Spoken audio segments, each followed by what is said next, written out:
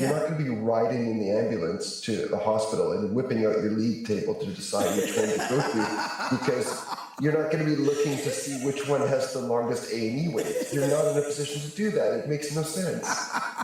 Why should people be rewarded for a job they're supposed to do?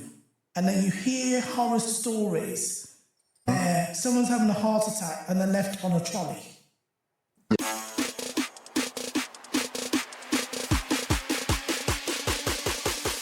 Stories, labels, misconceptions. NHS remains a blessing. Created in 1948. We want it to remain great. A podcast where we share our stories, explore solutions in all their glories. They say it's broken, but it's not done. With your hosts Val, Barrett, and Dr. Jeremy and the Sun.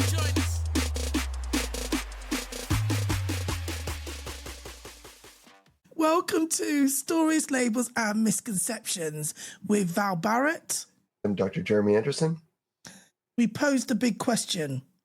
Do league tables make the NHS better or just more competitive? Over to you, Dr. Jeremy. That's a good question. When I heard about this, it seems like a good idea, right? We do want to know where our NHS trusts, where they're doing well, where they're lagging. And the idea of having some sort of ranking does make sense. The question, though, is what do we use that information for? Because there's the thing that the government is saying that it's going to be used for, but really, is that really what happens? I listened to a news segment where Wes Streeting was talking about this, and I know you love Wes, but I have to say, I was a little confused about something Wes said. Wes was saying this was going to give the public or patient choice, and this was going to end the postcode lottery, as if people would be able to choose their hospital based on a league table. No. I don't know if that's exactly what he meant, but I don't think that makes much sense, because I don't like that. I don't think patients with long-term conditions can change their hospital nearly as easy as that. And number two, like, what if you're in acute need? You're not going to be riding in the ambulance to the hospital and whipping out your league table to decide which one to go to, because you're not going to be looking to see which one has the longest A&E wait. You're not in a position to do that. It makes no sense. And at the end of the day, the paramedics have to take you to the hospital. Exactly. They're not going to be driving and think, oh, I know the best place for heart attacks is Hammersmith. Even though you're in West Sussex, I'll take you all the way to Hammersmith. That's not going to happen. That's never going to happen. And no one's right? going to drive you all the way to Hammersmith. It doesn't make sense. I understand they need to know what hospitals are lacking. What that would tell them is where improvement needs to be made. Exactly. If you're looking at the one on top, you want to bring the one at the bottom up. Because if everybody runs to the top, the ones at the bottom lose money, lose staff. Do you see what I mean? It makes no sense. It's not like school, even when it comes to education. That's limited unless you pay privately. The choice is in the private sector.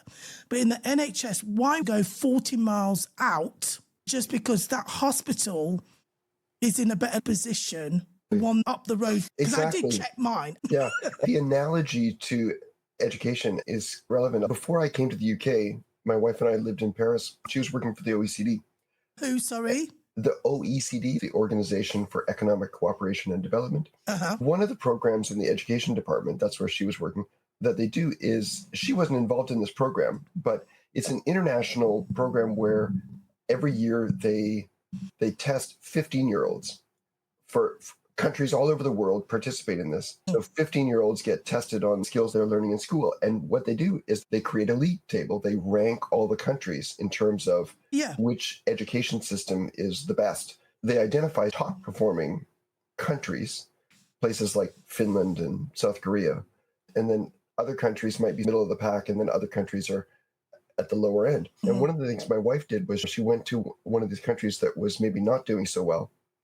And she was part of a kind of an evaluation of their education system to see where they could improve. And I won't name the country, but this country they were very proud of their sort of excellent schools, so that the best students were streamed into one program excelling in university. But the majority might be living in the countryside where the school didn't have plumbing, electricity, or heat. Yeah. A tiny fraction of people were getting all the resources and the vast majority not. Happens. What they said is, okay, if you really want to raise your score, you're going to get more bang for your buck if you spend money lifting up the people who are not doing particularly well. I don't have a problem with league tables as long as that's the kind of approach you're taking. You're saying we want to lift people up. If it's just a way of directing money to the top, people would get worried. It's going to be like the Football League.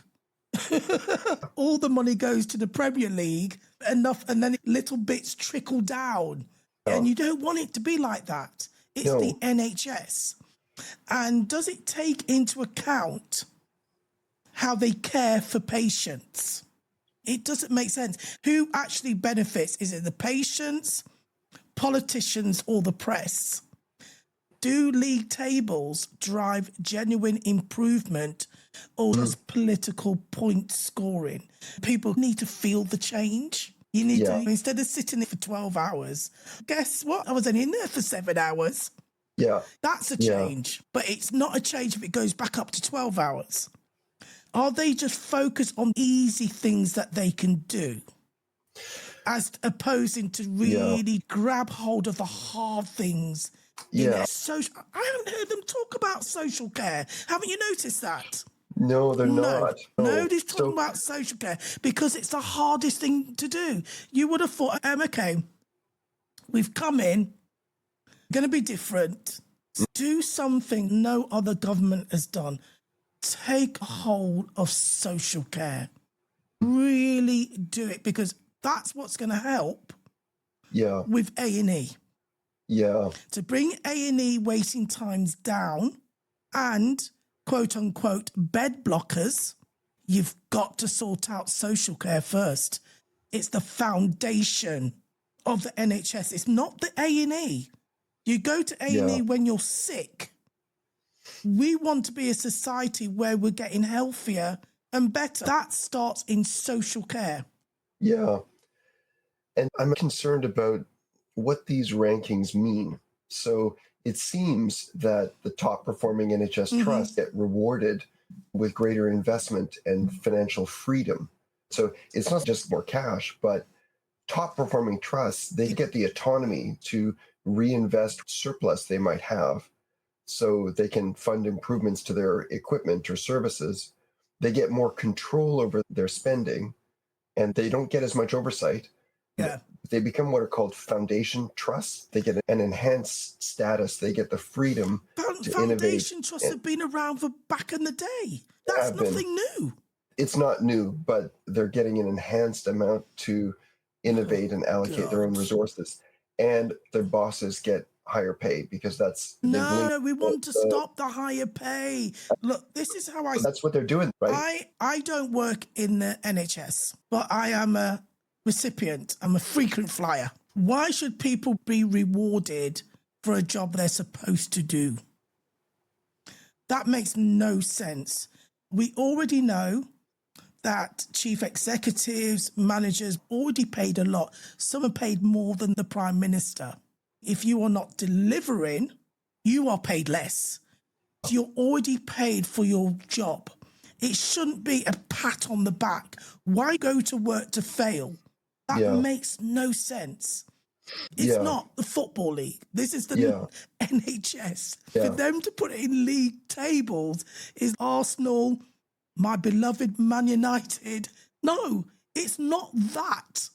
This is the NHS. And it's a service we want to remain in its current form. But if you're going to just keep throwing money at people doing well, give them a clap and a gold star and a high five, no. You're going to work to do the best you can because you've got sick people to take care of. That should be your motivation. Your motivation shouldn't be, I'm going to get more money. You get a wage slip, and I'm sure they get a damn good wage. I'm sure it's pretty good. So that's the people at the top get. That's the people at the top. But here's the issue. Trusts that are in financial deficit, that is overspending, and by the rules, they cannot be ranked in the top segment, even if clinical performance is strong. So the question for me is, what if a trust is not performing, or what if it's in debt or in deficit because it's underfunded? What if management is doing the best it can, but they're underfunded, understaffed? If they're in deficit, they can't be ranked highly. So they can't get that autonomy, that control. Like, it doesn't take into consideration how patients are treated. When the fundamental premise of the NHS is about patient care. Yeah. Is one of those things. But we seem to be moving away from that. In the news, it said senior managers in poorly performing trusts may have pay cuts, be replaced, while strong performance may bring rewards. No. The key thing with performance is linking their ranking in the tables to whether they're in deficit or not. It creates a kind of perverse incentive. There's lots of investments that a trust might want to make that would put them in deficit, but would pay dividends in the future. It might also prevent collaboration. A trust might not want to take on or share patients with another trust in fear this will put them in the red and affect their ranking. We want to be careful about how we rank NHS trusts in a way that could impact. And then about newly qualified doctors and nurses looking for jobs. Who's going to want to work at the hospital that's at the bottom? What staff are going to be attractive to that? Does it make sense? Yeah, we really don't want a situation where there's a kind of positive feedback loop where trusts that are bad just get worse and trusts that are at the top just keep getting the creme de la creme. Yeah. I know managers get paid a lot, but I don't know who sets the pay. I don't believe people should be threatened with pay cuts when there could be other reasons why that hospital trust isn't performing well. They're not measuring other things that they could be performing well in. Do you see what I mean? Yes. So I don't like that. And I bet it's not going to be easy for them. Government can write whatever they want. Government can have a wish list of whatever they want. I remember when the Met were having problems with certain officers. Sure. And the commissioner, it's hard to sack them. It's hard. NHS going to come across that issue as well. Yeah, and also these are big institutions. The things they measure, like ranking a particular hospital on a few of these things, doesn't necessarily reflect, it's maybe not fine-grained enough. You might have a fantastic cardiology department, but the cancer department is falling behind. The urology department might be the best in the country. If everybody gets lumped in this ranking according to a single hospital, it's flawed. Some room for tweaking here. Tweaking? Yeah. I think it's more than tweaking. Tweaking or tinkering, I don't think it's still going to be good enough. Because as you just said, the cardiology performance could be the most outstanding cardiology department in the UK. Yeah. But another department could be bad, hence it's got a low ranking. It doesn't take into account departments that are doing well. It doesn't take into account patient care. Yeah. It doesn't. If the aim is overstretched, that's going to drag everything down. In my hometown, eventually what they did, they closed the A&E at 8 o'clock because nobody gets sick past 8 p.m. Everyone's, all of a sudden the fairy just comes along in that time, going, ding, everybody's well. And then they have to drive, I think it's 17 miles to the nearest A&E. That's no good if you're having a heart attack. I've had that. Thank God I'm up the road. I'm one of the best in the country. Yeah. And if you're having one, you do not want to be 17 miles away. Just because your nearest one has decided it's closing at 8 o'clock because nothing happens after 8 p.m. Humans don't function after 8 p.m. in that town. So will then some hospital trusts that are near the bottom have big issues with their A&E, will they do that? Will they shut down their A&E or something? No, shut it down at a particular time. Yeah, I don't know. I think the claim is that trusts in that segment 5, in the lowest performing segment, they get more what they call support. But that doesn't necessarily mean a whole lot of money. What is support? What is telling support off? Means, I think that's the risk, right? It could be a shaming, changing management. The shaming has already taken place. Yeah. And I can tell you as a psychologist, shame is not a fantastic motivator.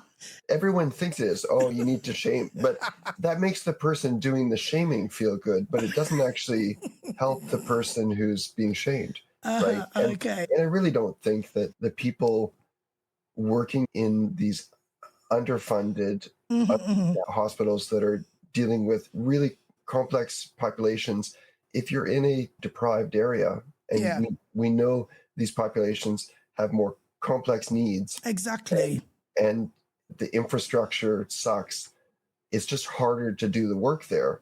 If you're not performing as well, we know why that's happening. It's not because the people are bad and need to be shamed. It's because they're not properly funded. If there's more oversight, if there's more paperwork, basically, for them to fill out and explain what they're doing and how they're doing it, I'm not sure that's really going to help things very much, unless you're going to expand funding. Is the problem always funding? Money is thrown at the NHS, but it's thrown in the other direction. Social care. Yeah. It never is. And then what they'll do is, come the election, say, oh, now we're going to listen to you. We should have learned. You should be doing that now. They know the answers. I can't wait to see the palaver that's going to happen this winter, because they're going to be surprised the fact that it's going to be cold. They're going to be taken by that surprise. And already 2 million people have said they're not turning the heating on. That's going to factor in. Because they can't afford it. Yes, but that will have an impact, especially if you're older, living with a lifelong condition, you're vulnerable. That will impact on it. Look, perhaps spending a night in the NHS will keep you warm. I mean, I know that sounds weird, but bloody hell. Yeah. And you will get fed. As bad as the food be, it's better than nothing. So, again, it's got to be social care. It's got to be helping people stay at home. If it's about what we mentioned before, the heating. Yes, the home heating prescription. Yeah, heating prescription. Yeah. But when people look at the amount of money it cost, they think, oh no, we can't spend that amount, because they look at it up front and it's a whack of money. Yeah. Didn't have problems with HS2, and look what happened there. So they look at that amount of money, but they don't have foresight. If we spend 5 million now, let's say it's 5, it's going to probably be in the long term. This will help bring down people at A&E, bed blocking, free up spaces, get people healthier. It will save us money in the NHS. Yes. Because we're spending in social care. All the issues that people have, mold and damp in their home, can't afford heating, can't afford decent food, give more money in benefits, say. Because we know trickle-down economics don't work, because I went out there and brought my yacht. We know it doesn't work. I was looking. Enjoyed it. Don't they allocate funding according to need? You would think more deprived areas need more funding. The formula for NHS funding, needs-based and equitable. They use weighted population data for age, deprivation, and health status. And then they have, it varies depending on what kind of care we're talking about. Is it acute care, mental health, maternity, or ambulance services, or something like that? Yeah. Then there's what they call market forces. There's regional cost differences, like if you're in London or if you're in a rural area. They have a specific health inequalities adjustment. They target funding to try to reduce disparities in outcomes. And that all sounds great, except that it does adjust for deprivation and unmet needs. and it's all supposed to make things even, but in practice, it's not enough. Figure here saying that GP practices in deprived areas receive 10% less funding per patient, even after adjusting for the need. There's a formula to determine general practice funding, but the claim is this formula is outdated and doesn't reflect deprivation and the complexity of the patients. And so trusts or GP practices in deprived areas have higher demand, fewer staff. Of course. They're going to score lower on performance tables. Yeah. Even if it's just because they're in the red, because they've got high demand without enough funding. And then they can't attract staff. Of course you can. Nobody wants to work there. Yeah. So we're at risk of compounding the problem, right? I'm looking here at some of the trusts. Moorfields Eye Hospital NHS Trust, rank 1 amongst trusts in England. Yeah. It only deals with eyes. Yes, it's a specialty centre. Yeah. So if you have a trust that only deals with one issue, as opposed to the Imperial College Healthcare NHS Trust that deals with multiple issues. If you have a trust that's more of a general hospital versus a specialty centre. But where I'm going with this is, wouldn't it be easier for Moorfields to rank higher because it's only focused on one thing, not other departments letting it down? Do you see what I mean? Absolutely. If you don't have an A&E, you can't be criticized for long waits. Yeah. So is that fair against the rest? Is it really? Good question. I don't know how they deal with that. If you're an eye hospital, I suppose your urgent care, I don't know how many eye-related emergencies you're dealing with. I've got loads. But presumably, people are not waiting for 7 or 12 hours. So it's easier. I don't know how they adjust for that. No, Hammersmith doesn't have an A&E. But yeah, I think the tweaking needs to be around, they've got one list. So you'll have the Royal Marsden, which is cancer. Moorfields are. Yeah, so what I'm trying to say, the ones that just focus on one particular thing should have their own league, if that makes sense. And then you've got another list of trusts that don't have an A&E. And then you have a list of trusts that do have A&E. Because most of the times it could be the A&E. That's the issue. Yeah. So it makes it unfair. It doesn't make sense. I remember this speech. I'm trying to think of the name of the man that did it. That said it, sorry. It was Margaret Thatcher in the comments, and the speech was by, I think it could be Geoffrey Howe. I will have to check. I thought it was a brilliant speech. See how old I am? Yes, this is before my time in the UK. I was in Canada at the time. I don't think I would have been paying attention. Yeah, it was Geoffrey Howe when he resigned 13th of November 1990. The part of the speech, but he said something, he did an analogy around cricket, sending the batsman to bat without the bat or something like that. I know I'm not saying it, but it was absolutely brilliant. I remember that speech. There were certain iconic speeches of a moment that go down in history, and to me, that was one of them. We're on about the league, the NHS, not the football. Yes. It seems unfair that you have a hospital trust that just deals with eyes, and then you have some that deal with everything. How can you make a comparison? You said before, cardiology could be... I know in Hammersmith, they are a designated heart specialist in the country. Okay. They're one of 6. And they were brilliant with me. The ambulance radioed in, and as soon as I got there, they were ready. And then you hear horror stories where someone's having a heart attack and they're left on a trolley. Yes. So my experience could have been really good because I was taken to Hammersmith. Yeah. And they went straight to work. Yeah. So you had a good experience Yeah. when you were in hospital. And I guess If we're going to rank hospitals or evaluate them to see what's working, what's not, why do some do well and some don't? I don't go to every single one. Yeah.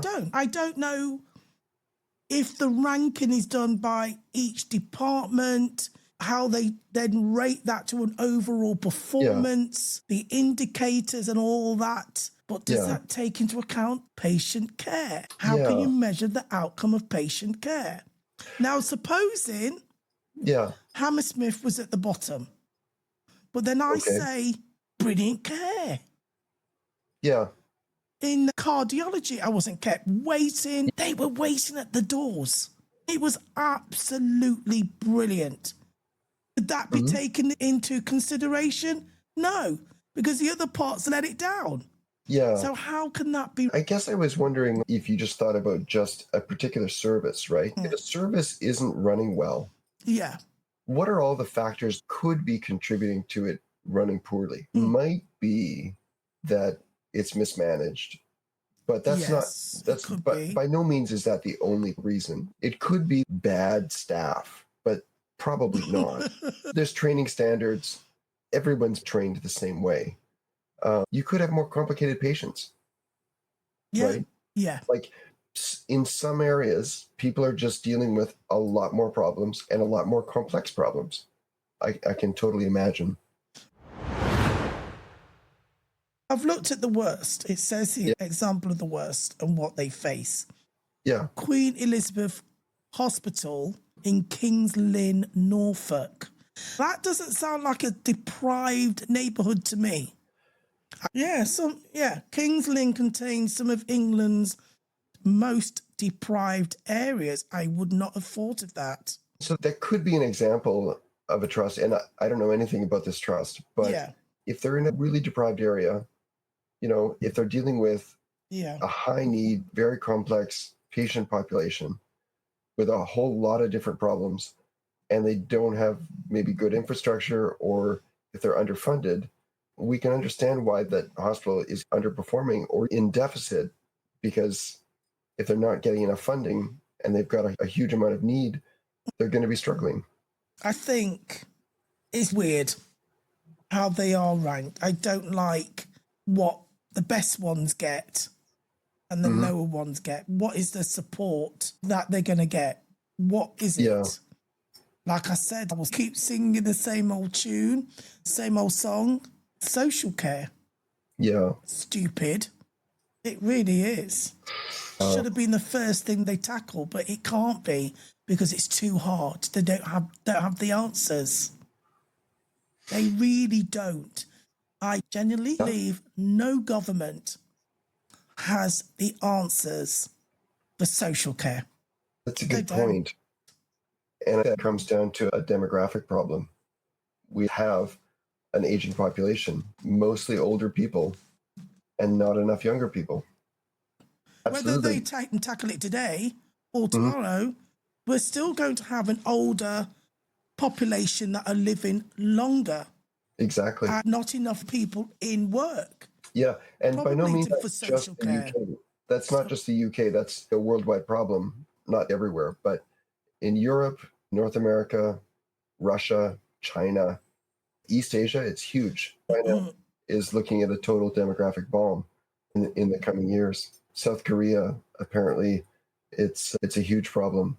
But even though we have this problem, what happens is because we're not tackling this problem, that's not going to go away. Yeah. We're creating a money pit into the NHS. Yeah. Because A&E is going to get worse. Wintertime, bed blockers. Yeah. People that are well enough to go home cannot go home because there's nobody to care for them. Money on that bed. Somebody's waiting for a new hip. They can't go in. Guess why? There's a bed blocker on that bed. But the bed blocker's there not by choice, but because there's nobody to care for that person when they come home. Because guess what? There's no social care. We don't really care. Not really. No. It has to begin in social care. Whether we have the answer today There has to be a start. We live in a society where man has gone to space. People get new hearts. We're curing this and that. And we can't sort out social care. Yeah. Bloody Nora. What is that? Whether or not they need it, one day they might, but they've got money to go private. That's fine. But the majority of us don't. The majority of us are reliant on the system that will help us. Most of us do not own a home where the sale of that home will pay for our social care. It is a shame there isn't anything in place yet. They've had 14 bloody years to think of this. It sounds like somebody dragged them off the street and said, do you want to work in government?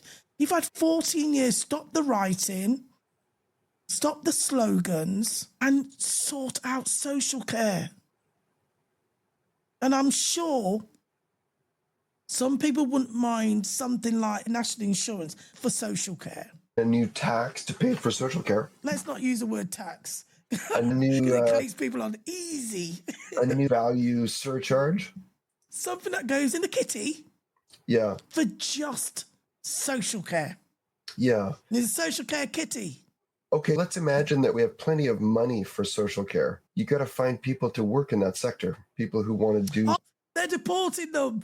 Yeah. Well, they're getting rid of all the immigrants that worked in social care. So we still have the demographic problem. So even if we had the money, we don't necessarily have the people to do the work. That's the issue, right? There's a tension between our concerns about overpopulation. So I think you and I are both of an age where, like, when we were growing up, the discussion was overpopulation. The world population is skyrocketing. And I can't remember when it was. They said you'll need 7 Earths to, if everybody lived like we do in the West, we just don't have enough resources on the planet to support everybody. And overpopulation is a huge problem. We're cutting down the rainforest, all this kind of stuff. Ecological collapse. And on some level, that's true. There is a finite amount of space on the planet. We can't keep multiplying indefinitely. Okay. But that puts us in conflict with our economic model, and it requires more people at the bottom paying into those at the top. So I don't know how we match those, because we can't keep having more people and not have ecological collapse. Well, we do have, as they said, a big unemployment list. Young people unemployed. We have gaps in social care. I think a big part of the problem that governments are facing with funding things like healthcare and social care and everything really is our demographic problem. We've got good demographics for reducing human impact on the environment over time, because there's going to be less of us, which is great, but it's terrible for our economic model. That's what we're dealing with right now. But it's the fact that it hasn't been mentioned in a long time. No one had talked about. So it hasn't really been mentioned, which is why every minute they're coming out with something about the NHS, which hasn't really done anything. It look like they're doing something, but it's not. You're not dealing with the hard problem. Yeah. They're not. They're just writing, pen pushing, telling people what they already know. But this could backfire, put people off from applying for jobs. They might not have faith in a local hospital. Would you, if you lived beside the worst? Good point. It's off-putting. It doesn't give you much hope. You look up the road or the next one around the corner, you think, oh, that one's better. I'll go there. Let's say West Reading's pitch was actually correct, that somehow people were actually able to go to whichever hospital they want to based on the league tables. What's going to happen if everybody leaves the low-ranking hospitals and goes to the high-ranking ones? The waiting list is going to be long at the high-ranking one, then the rank's going to get lower. The whole system's going to collapse on the poorly performing ones. As much as I love Wes, I don't know where he's talking from. Yeah. Sometimes I have to ask myself, because I have high hopes. That was a messaging thing, a communication strategy. It really did. That was a bottom-ranking communication strategy. So it's going to create a lot of fear, anxiety, and inequality. The high-ranking ones, they're going to get more perks. Their manager's going to get more money. The low-ranking ones, through whatever reason why they're low, get a pay cut. That's when you know they're talking a load of crap, because it's not going to be that easy. I'm sure the unions are going to be all over that. Yeah. It's not going to be that easy. And if they say, okay, we're going to change the contracts for the new intake, they're going to have a load of shit. I don't think they're talking about cutting the wages of the rank and file. It's more about cutting the bonuses of the executive. It says cutting pay. That means money. You've signed a contract that says this is the amount of hours you should do. This is the amount of pay you should get. I wonder if in that contract it says if you don't deliver X, Y, Z, you lose a certain percentage. I bet it doesn't state that. No, and I don't. Because it wouldn't. Yeah. No, and the government isn't going to be so fine-grained that they allocate the money at the national level to NHS England or whatever the department is. Distribute that money to the Integrated Care Commission board, ICBs. And the ICBs distribute the money locally. But also it says here, they don't take into account the social determinants, staffing shortages, or the complexity of local populations. So, of course, you're going to have differences. Regardless if the care in that trust is really good, is going to rank lower because of those issues. Yeah.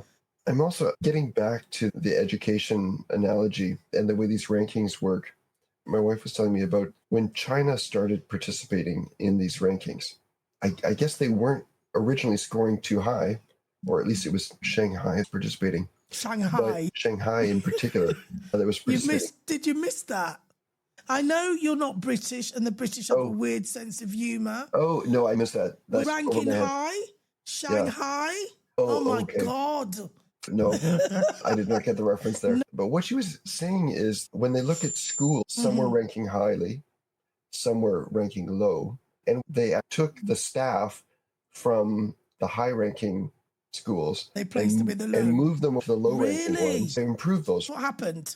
Their overall ranking improved dramatically. Okay. Right?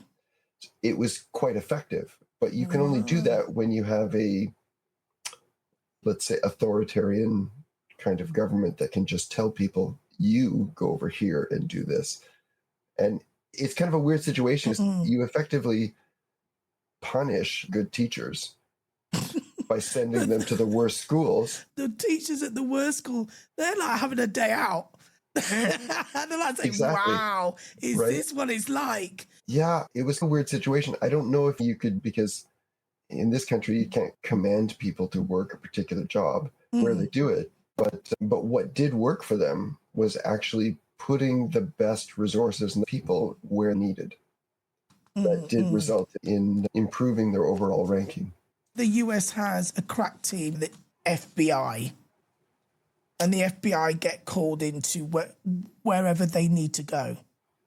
Yes. I'm wondering if the support is going to be like there's a crack team of specialists that will be parachuted into a trust to sort it out. I don't know, because it doesn't say what the support is. It says more oversight, but it doesn't say what that means. Right? It could be a visit from Wessing, you bad people. I don't know. It doesn't say much. I suspect it means a more middle manager paperwork and management. That's bureaucracy. So what I wanted to say, they could parachute a crack team in to sort things out. You never know. Yeah, I don't know what the plan is. We'll have to see. Let's end this. Okay. We've got the story. Dr. Jeremy, what's your labels and misconceptions? In terms of label, let's talk about that idea of support. The government says that low-performing trusts are going to get increased support. What does support mean? Does it mean they're going to get more money? Or is someone looking over their shoulder, an extra layer of approving funding for programs?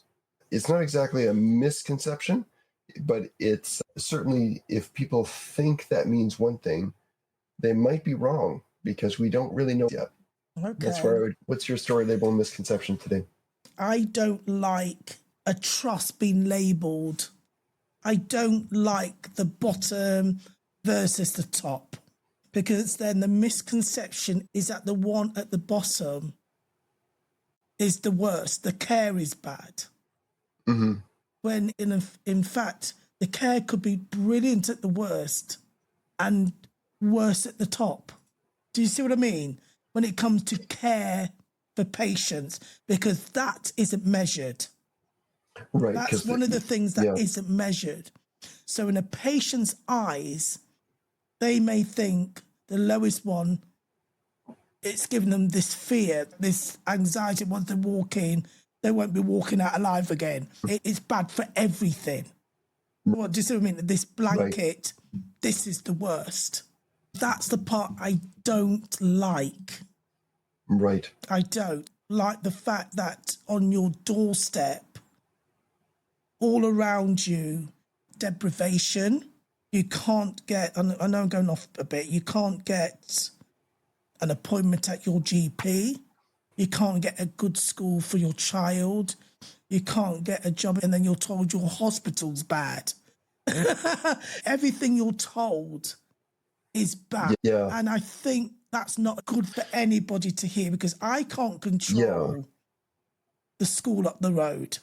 I can't control the hospital up the road. I think there are some things that the government just need to keep for themselves so they can sort out. And it's how they put that message across to us that doesn't create fear and panic, not just for patients, but for nurses looking for a job, newly qualified doctors.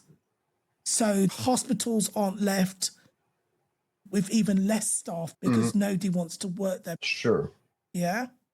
Yeah, that's a really good point. One of the reasons for the rankings and releasing them publicly is for there to be public transparency. But why does the public need to know? Maybe the government should keep this to themselves. I didn't need to know. Yeah. Because if I was using, as I say, quote unquote, the worst, but I felt like I had brilliant care, now they've told me it is the worst. How am I going to feel now? Yeah, you're going to wonder how much better it would have been because elsewhere. it changes people's perceptions. Once you see it in black and white and your government has got all these rankings. Yeah. Like your football team being relegated. It ain't nice. Yeah. Nice. No. Okay. No. So my thought for the day, to wrap it up. League tables might look like simple scores, but behind every ranking are real people, patients worried about their care, and staff fighting to do their best. And we'll leave it at that. Dr. Jeremy, as always, been a pleasure. That was great, Peel, I will keep your secret when Daddy left the room. Okay. Your secret is safe with me. Great. He said he's leaving you. Okay. Oh, no, he's never leaving. Oh, shut up. Enjoy the rest of your day. Okay. Thank you for listening. And don't forget to follow us. Bye. Okay. Bye-bye, everyone.